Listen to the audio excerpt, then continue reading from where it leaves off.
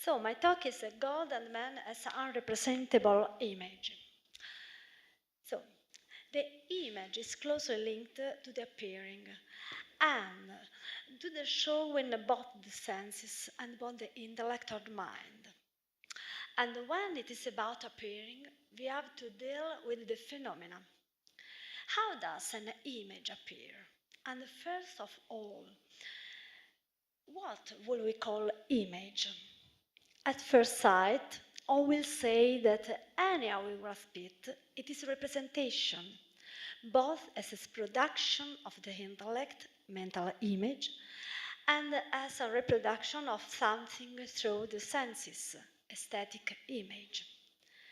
Another feature characterizing the image is the image of, that is to say, a representation that indeed represents something. Having clarified this framework, it is right to start from the link image representation and therefore from the conception of the image that has developed starting from modern philosophy. Starting from Descartes, in fact, the representation becomes the core of any cognitive act of the res cogitans. Kant will keep and widen the representation of the data of sensibility, Erscheinungen, the function of the intellect, categories, and the transcendental ideas. Now, the representation can be broadened because it's been widened, is allowed by its noun made up of three elements. The Latin preposition re and ad, joined in the prefix re, and the verb to present. Differently from the German, where representation is expressed in many ways, Italian language and the languages that use the Latin root representare keep the meaning that the verb receives from the prepositions.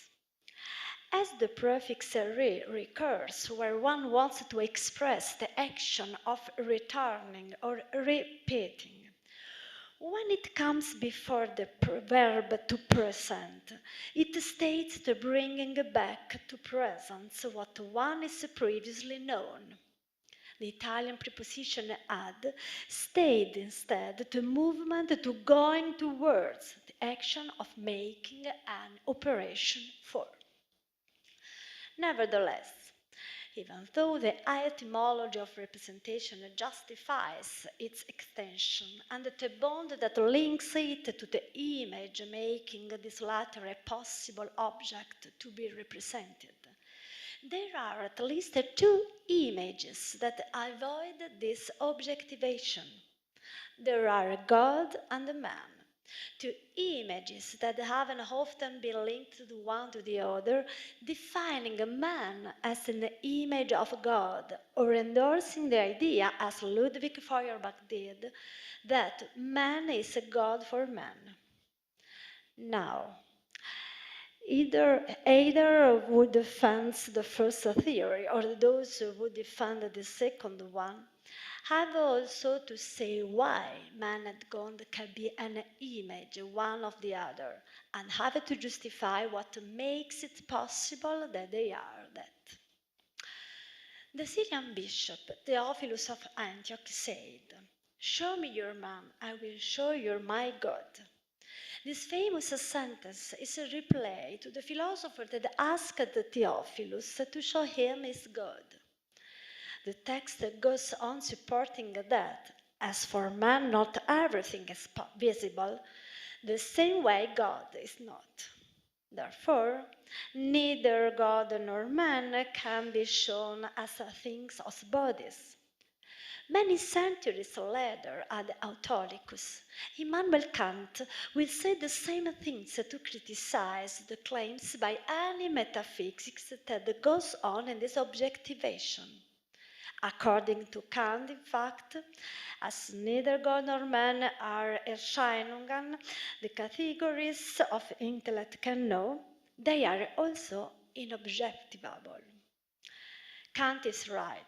If the paradigm of knowledge is the representation, every image to be known must be subjected to this paradigm and therefore being the possible object of knowledge.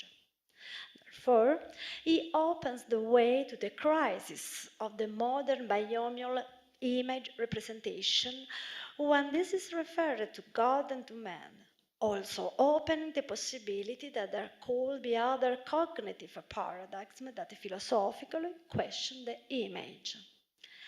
Among those, there is a paradigm where it is not the representation to give the phenomena of the res qui agitur, but such a res gives itself, starting from itself. Such a paradigm is the phenomenological path that Husserl proposed as the way zu den Sagen selbst.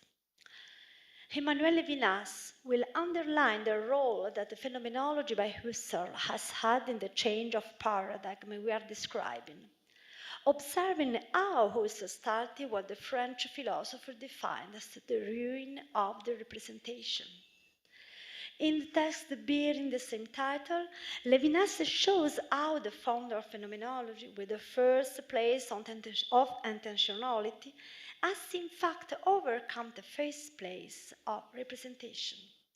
According to Levinas, intentionality designates a relation essentially bearing within itself an implicit meaning. Therefore, versus the object that the thought places through the representation, we find out then, I quote, the constitution of the object is already sheltered by a pre-predicative word that the subject nonetheless constitutes, as it comprehends through the act of Singebung. The ruin of representation brings to light then the horizon where one already is, where the subject and the object already since the very beginning are capsizing the power of representation. Most of all, in a phenomenology where the activity of totalizing and totalitarian representation is already exceeded in its own intention, where a representation already finds itself placed within a horizon that is somewhere had not willed, but with which it cannot dispense, an ethical Singebung becomes possible, that is, a Singebung essentially respectful of the other. So, is it possible that this ruin gives also another Singebung? That is to say, a Singebung of the images that give themselves, offering their sense to the object. The aesthetics has shown that this is possible. But when it is about a man and God, what can we say? Which meaning can the sentence, "Show me your man and I will show you my God," get? If the image can be thought without the representation and starting from its own Singebung, this sentence will announce that both the image of man and the image of God show themselves starting from themselves, from something that is both and in the same time. To say it, it is necessary to single out which image is adequate or one both for man and for God. There are at least two images that can at the same time be attributed to man and God, the idol and the icon. Nevertheless, in order they could be attributed and the one and the other, they must be understood in their value of images as such, and not as sacred images. For the idol, this is possible, as it can be a religious idol, an aesthetic one, as for example an chorus, but also a conceptual one. The fact that this is religious was already explained by Isidore of Seville in his etymologies. In fact, according to Isidore, an idol, idolum, is a likeness made in form of the human and consecrated. Nevertheless, every aesthetic, sculptural, or pictorial image can be an aesthetic idol and not a religious one. A definition of idol different from this one is formulated by Francis Rutland Bacon, who in the Novum Organum talks about the idols and the false notion that make human mind be mistaken. This negative image of idol was questioned and then overcome by Jean-Luc Marion. In fact, the French philosopher has shown how the idol is not necessarily false, but that is an image that, as such, shows and brings the visibility. The idol, Marion writes, shows what it sees, and also the idol supplies vision with the image of what it sees. And the idol produces itself in actuality as that to which vision intentionally aims. It is an invisible mirror that brings to the focus of the vision what will never have arrived at, and the movement which makes the idol as such is at stake in it, that is to say, assent to visibility. As the mirror, the idol reflects and, by reflecting, makes the aim settle. The sight, the intention, where such a setting is what remains once the aim is stopped by its reflection.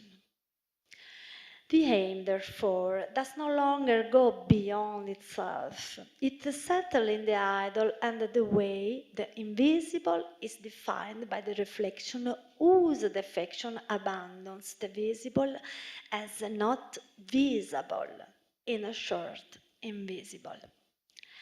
Having stated this, is the idol is unrepresentable image?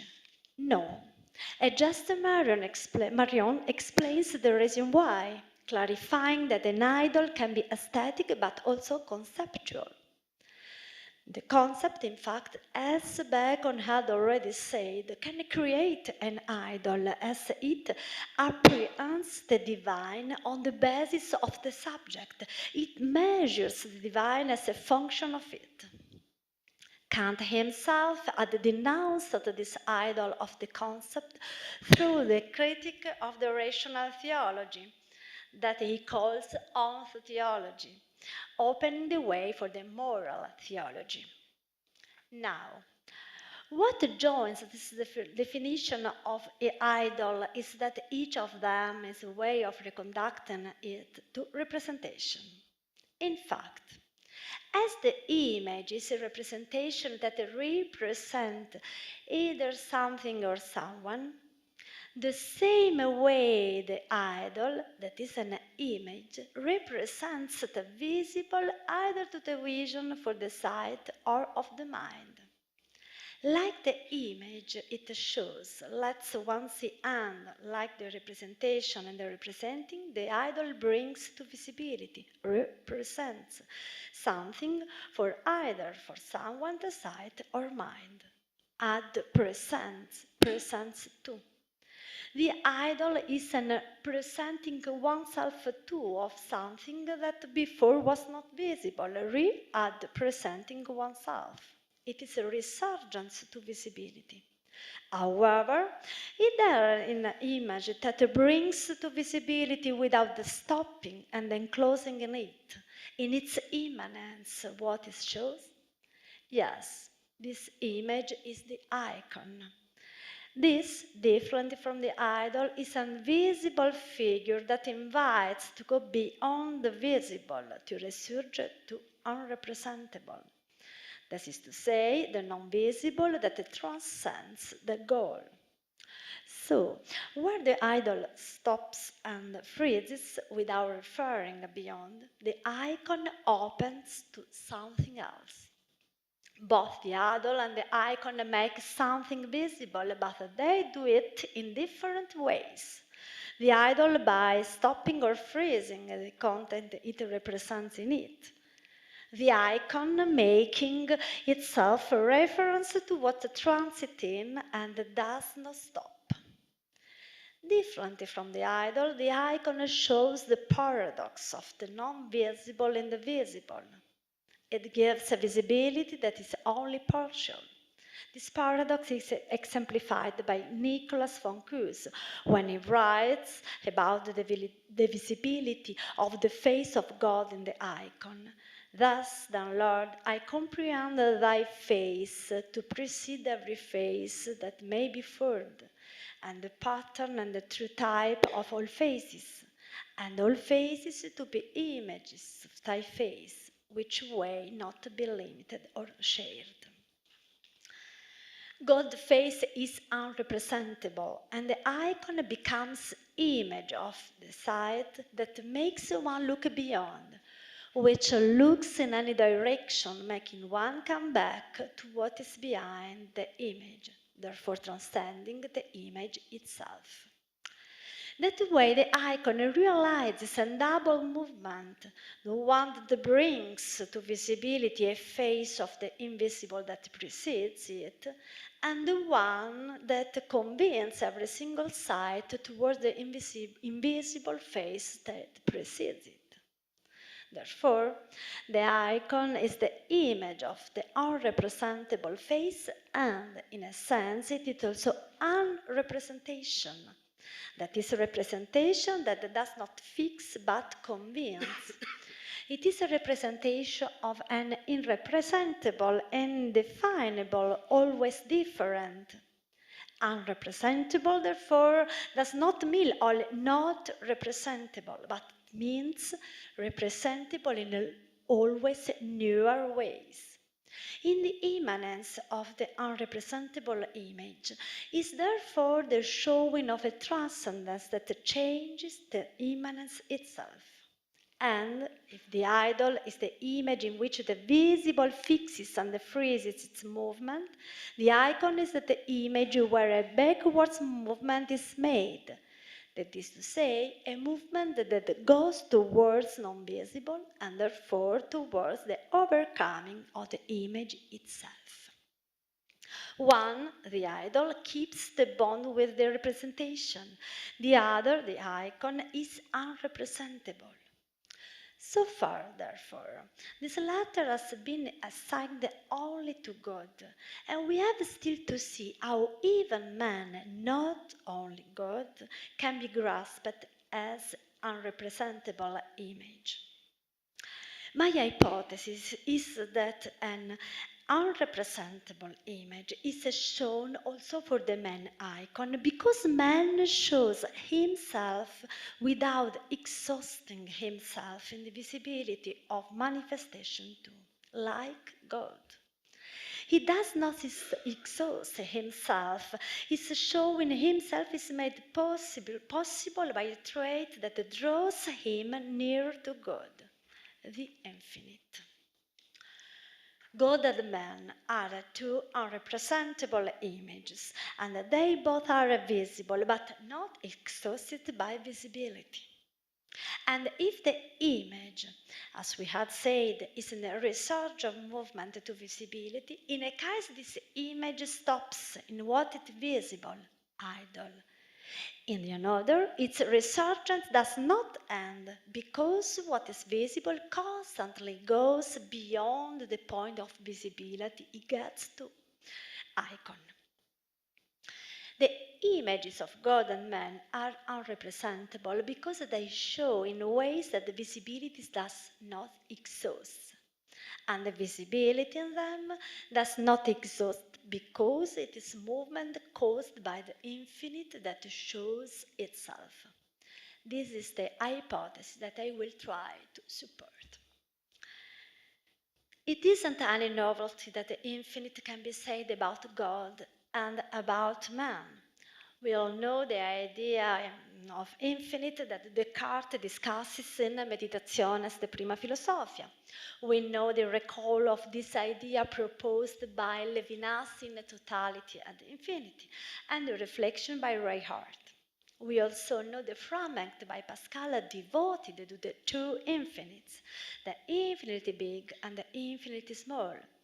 We finally know the thought devoted to the three orders and to the infinite distance that separates the order of the flesh from the order of the spirit and charity. This thought announces that, I quote, the infinite distance between the body and the mind represents the infinitely more infinite distance between the mind and the charity, for it is supernatural. And as the thought continues, all the splendor of the external show has no luster for those who are engaged in the intellectual research. The greatness of intellectual meaning isn't perceptible to kings, to the rich, to the captains, to all those carnally great. The greatness of wisdom, which is nowhere but in God, isn't perceptible both the carnal and the intellectual. There are three orders differing in kind. How is it possible that the distance between these three orders is infinite if they are not? Wouldn't it be necessary that these three orders are infinite too? I will answer to the question by clarifying first the sense of the infinite. In order to do that, a mathematician that is often quoted by philosopher Georg Cantor is an excellent guide. In order to identify different ways through which the infinite shows itself, Cantor coins the term transfinite or transfinite. After having retaken the old distinction between a potential and actual infinite, the mathematician separates this latter in absolute infinite, God, and the transfinite.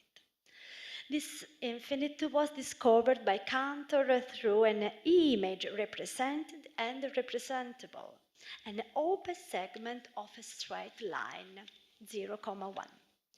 Let's begin first with the distinction between real and rational numbers. The real numbers, different from the natural numbers, are those numbers made up of a sign, a figure, a point, and the infinite figure after the point, like pi Greek, a renowned example.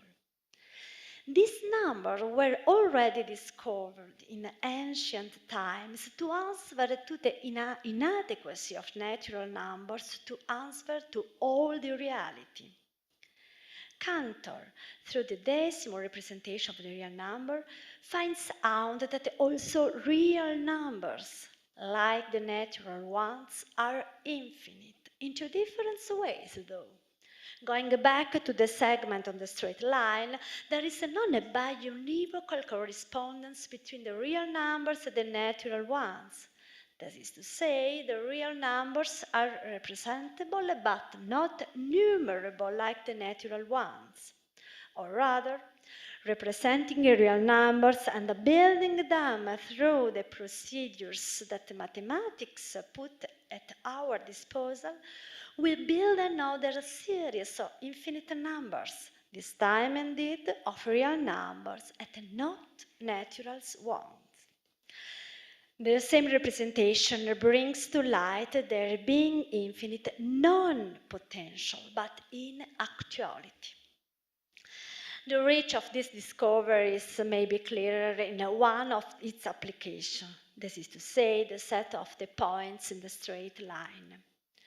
Considering the rational and irrational numbers, the irrational numbers appear as though by magic soon, as we try to reconcile the line of geometry with the numbers of arithmetic, so that the point of the line is viewed as an unique real number.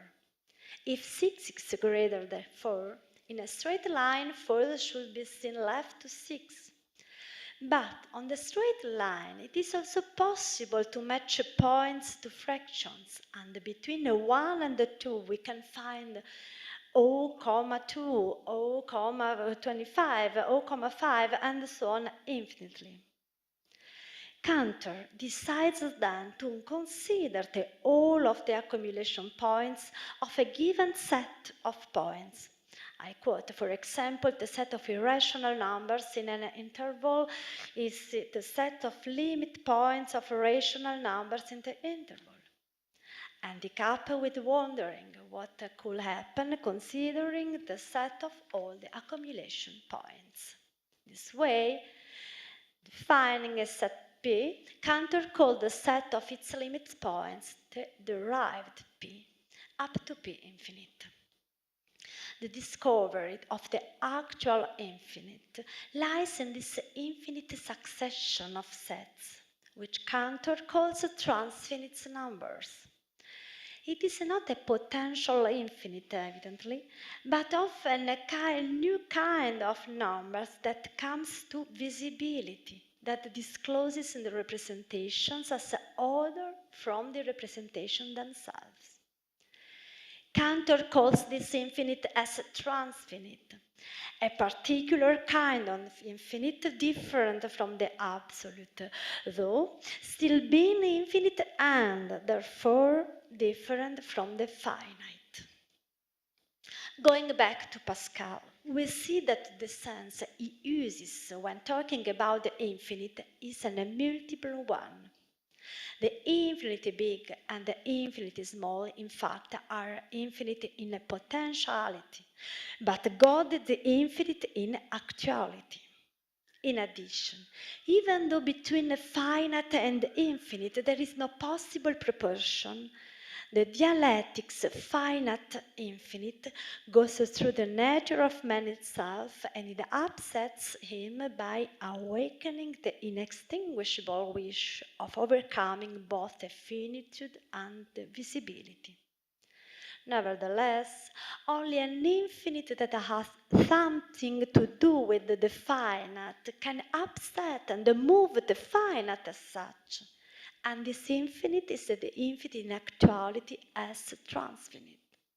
This latter is a non-finite that also concerns the finite, on the whole of which it shows itself. It is a kind of infinite that makes the finite upset, which prevents it from stopping to just one of its representation, and therefore it is also able to make the image of man unrepresentable, as the one of God is.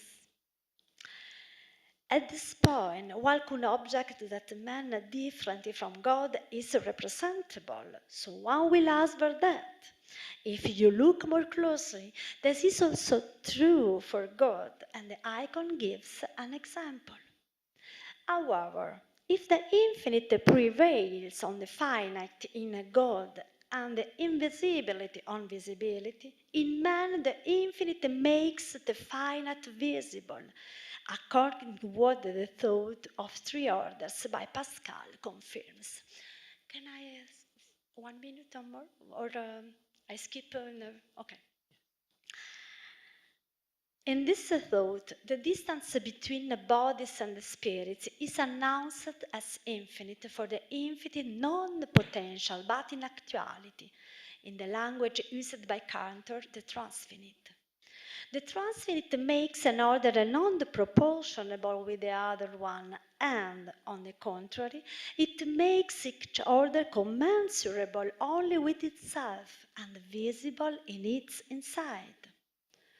What in any order is invisible to the other orders comes to visibility only thanks to what defines it as a set of bodies, of spirits, etc., making it transfinite infinitely distant from any other order. In conclusion, the infinite makes the finite internally visible by distinguishing it from the other orders. By parsing it, it brings it to visibility, reveals to itself each order, brings that characteristic to visibility that is invisible for other, marking its ascent to visibility for its own order. It is the infinite, finally, that must make every single order visible as. If it wasn't that way, we would not understand how the distance between the three orders is infinite. That is to say, we will not understand why the infinite differentiates the three orders in a radical way, as if the infinite would not already be finite, this infinite distance would be an absolute arbitrary assumption. Therefore, if a finite and infinite are incommensurable, in order to be able to talk about infinite distance among the order, we necessarily have to assume a kind of infinite that precisely belongs to the set of the individual orders. And this cannot be different from the transfinite, indeed. Moving this way the issue from invisibility to visibility, the thought of Pascal recaps the path of these pages, questioning in fact why greatness at a given point becomes visible is nothing but asking why the transfinite numbers at a certain point become visible from being invisible. Neither it is different to ask why man, indefinable and unrepresentable, becomes an image coming to visibility, though continuing to be unrepresentable, just like God is. Thank you so much. Thank you.